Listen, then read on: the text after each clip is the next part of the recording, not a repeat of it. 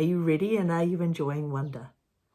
I'm enjoying all the different characters. They're quite different to each other and I like that. I think a good author always makes sure the characters are quite different to each other. It'd be boring if they were all the same. You could think about that in your own writing. This chapter is called Choose Kind and it's video number 5 in my series of reading Wonder. There was a lot of shuffling around when the bell rang and everyone got up to leave. I checked my schedule and it said my next class was English in room 321. I didn't stop to see if anyone else from my homeroom was going that way. I just zoomed out of the class, down the hall, and sat as far to the back of the room as possible. The teacher, a really tall man with a yellow beard, was writing on the chalkboard.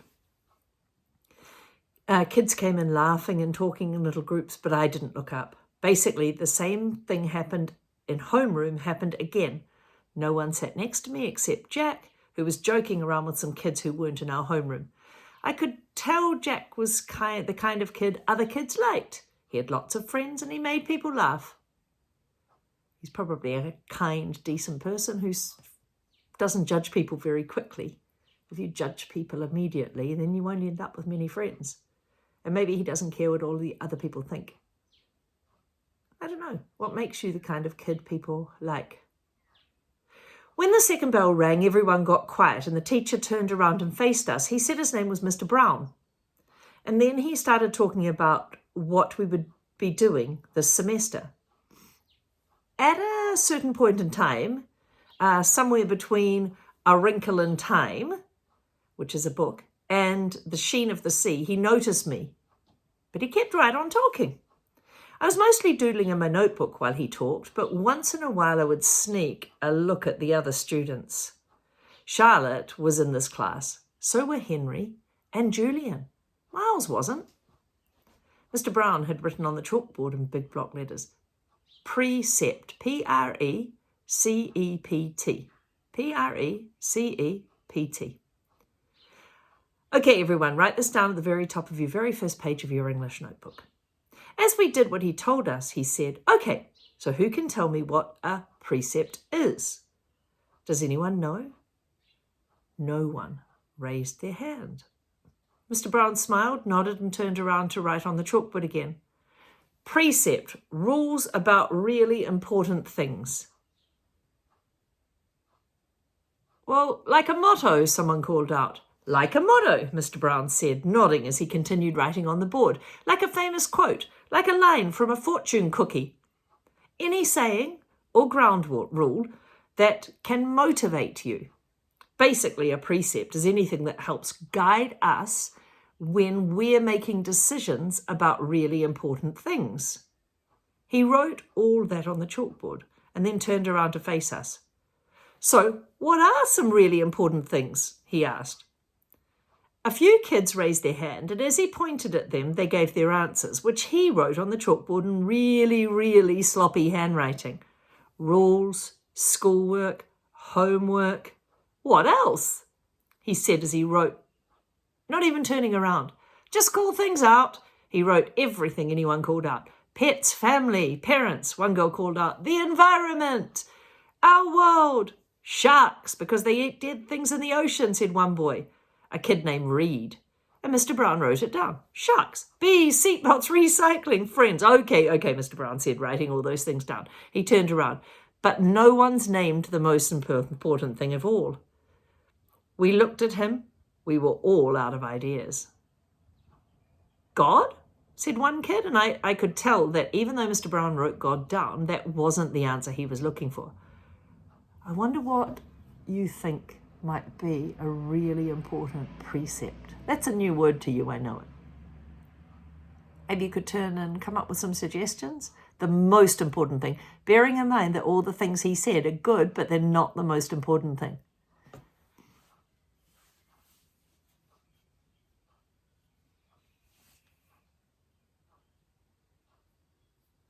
Who we are, he said, underlining each word as he said it. Who we are, us, right? What kind of people we are.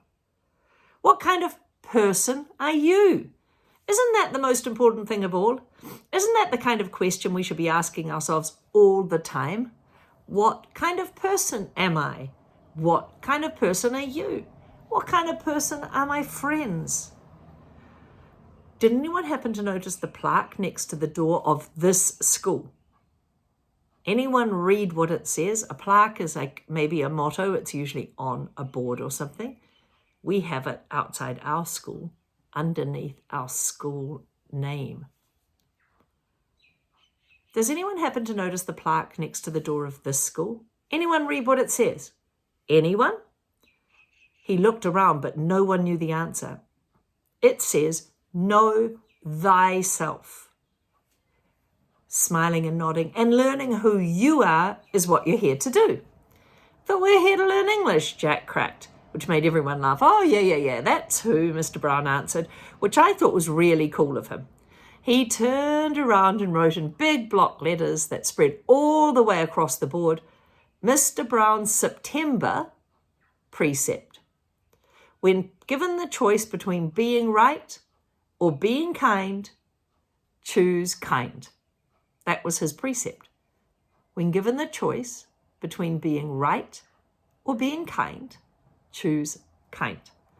Okay, so everybody, he said, facing us again, I want you to start a brand new section in your notebooks and call it Mr. Brown's Precepts.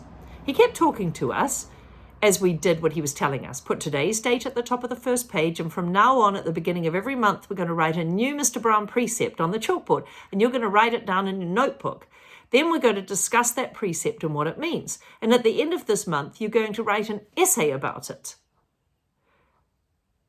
and what it means to you. So by the end of the year, you'll have all your own list of precepts to take away with you.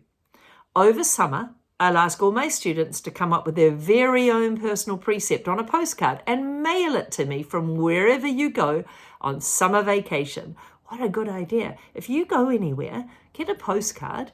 And usually if you're in a hotel, you can post the postcard at the concierge, it's called. You can go to the front desk and give them some money and they will post it for you. And you could write one of your kind of motto, your precept. Some people say you only live once, or there's lots of precepts. I say life's not a dress rehearsal, so it's not like you're going to come back and do it again. Not in this body anyway. So make the most of it. People really do that, said one girl whose name I didn't know. Oh yeah, people really do it. I've had students send me new precepts years after they've graduated from this school, actually. It's pretty amazing.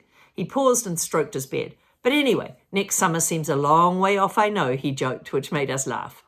So everybody relax a bit while I take the attendance. And then when we're finished with that, I'll start telling you all the fun stuff we're going to do this year in English. He pointed to Jack when he said that, which was also funny. So we all laughed at that. As I wrote down Mr. Brown's September precept, I suddenly realized I was going to like school, no matter what. Lunch. Via had warned me about lunch in the middle school, so I guess I should have known it would be hard. I just hadn't expected it to be this hard.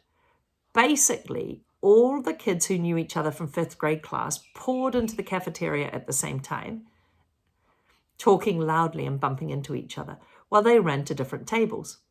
One of the lunchroom teachers said something about no seat saving allowed, but I didn't know what she meant, and maybe no one else did, because just about everyone was saving seats for their friends. I tried to sit down at one table, but a kid in the chair next said, "Oh, sorry, someone else is sitting there."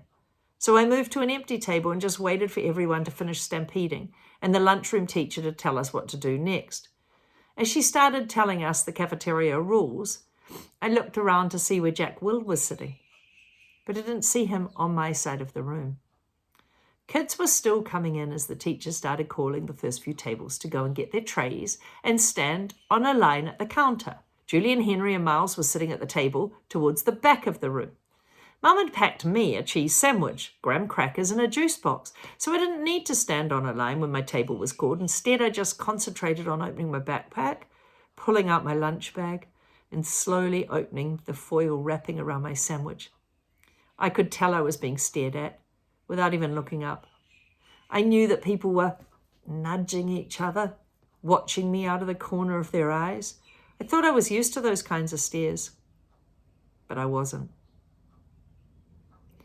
There was one table of girls that I knew were whispering about me because they were talking behind their hands. Oh, that's crazy. That's clearly a whisper. Their eyes and whispers kept bouncing over me.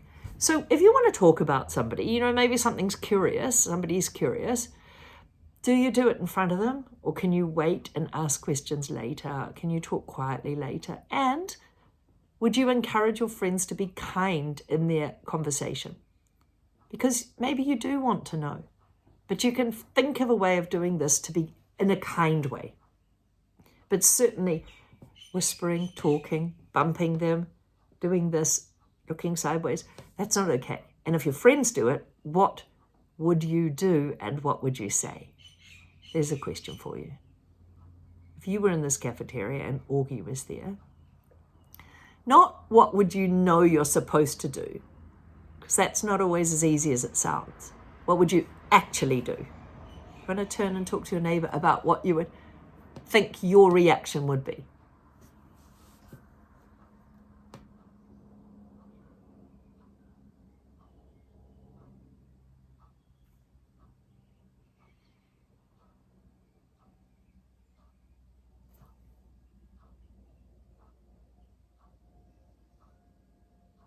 Their eyes and whispers kept bouncing over me. I hate the way I eat.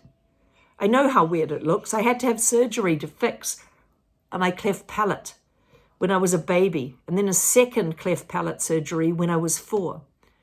But I still have a hole in the roof of my mouth. And even though I had jaw alignment surgery, because his jaw was out, a few years ago, I still have to chew food in the front of my mouth. I can't put the food in the back, near the back of my mouth. I didn't even realize how this looked until it was my birthday party once. And one of the kids told the mum of the birthday party boy, a birthday party, and one of the kids told the mum of the birthday party boy that he didn't want to sit next to me because it was too messy with all the food crumbs shooting out of my mouth.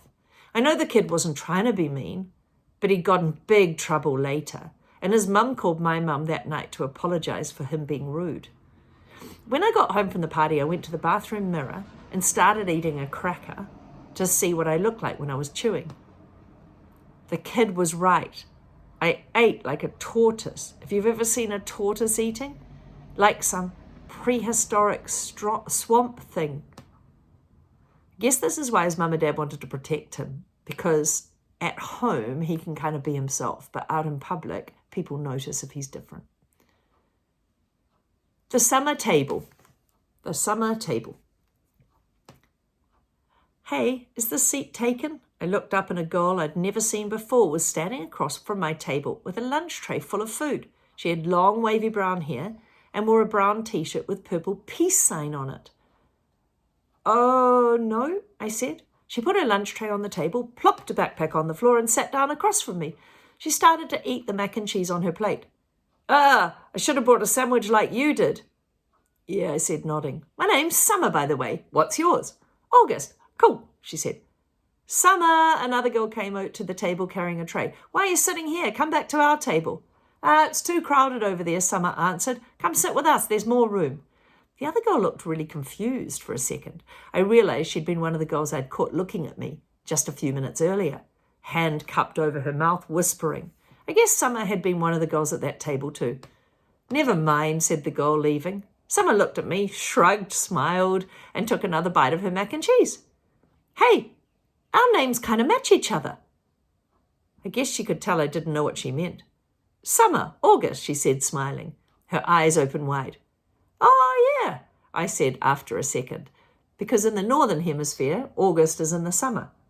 We can make this the summer-only lunch table. Only kids with summer names can sit here. Let's see. Is there anyone here named June or July? There's Maya, I said. Technically, May's in spring, Summer answered, but if she wanted to sit here, we could make an exception. She said it as if she'd actually thought the whole thing through. There's Julian. That's like the name Julia, which comes from July. I didn't say anything. Does he like Julian? There's a kid named Reed in my English class. Yeah, I know Reed, but how is Reed a summer name? I don't know. I just picture like a reed of grass being a summer thing. Or maybe we read a lot of books in the summer holidays. I don't know. Yeah, okay, she said, pulling out her notebook. And Mr. Petosa could sit here too. That kind of sounds like the word petal, which I think is a summer thing too. I have her for homeroom. I've got her for maths, she answered, making a bit of a face. She started writing the list of names on the second to last page of her notebook. So who else? By the end of lunch, we'd come up with a whole list of names of kids and teachers who could sit at our summer table if they wanted to. Most of the names weren't actually summer names, but they were names that had some kind of connection to summer. I even found a way of making Jack Will's name work by pointing out that you could turn his name into a sentence about summer, like Jack will go to the beach. Summer agreed that would work fine. But what happens if someone has a summer name but they want to sit with us? She asked very seriously. We'll still let them sit here, right? If they're nice, okay? Cool beans, she answered. Okay. Even if it's a winter name? Yeah. She gave me the thumbs up. Summer looked like her name. She had a tan and her eyes were green like a leaf.